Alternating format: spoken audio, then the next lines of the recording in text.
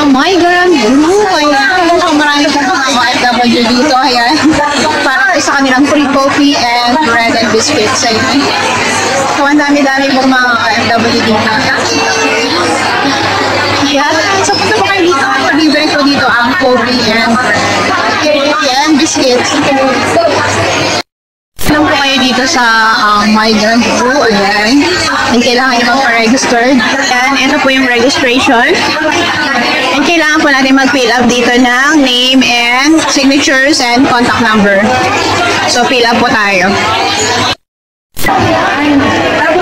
Fill up lang po tayo dyan.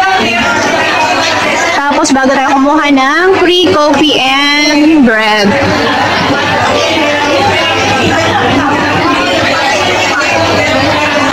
So, ayan. So, unlimited po ito. Hanggang gusto nyo po. Okay.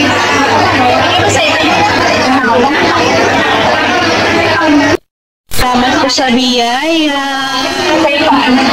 So, yan. May tinapay po ngayon. So, social po ngayon. Ayan. Ayan. Salamat po sa free coffee and free bread.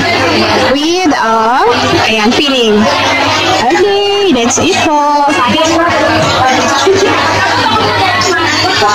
Magandang araw! So, nandito na lang po sa migrant group dito sa 8th floor of United Center. Ayan.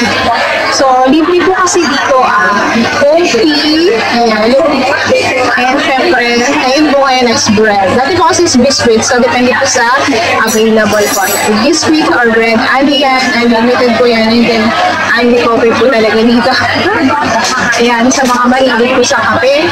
Wala pong matambayan. Punta lang po kayo dito sa United Center sa 8th floor po sa migrant group po. So, diba, dami nakatambay. Ang dami rin po nag-avail ng mga free. Kaya sa mga nagtitipid pa shed po kayo dito, yung malapit po dito sa migrant group or sa OWA. 8th floor po ito ng United Center. Ayan, di ba dami na? Okay, so let's eat and drink coffee.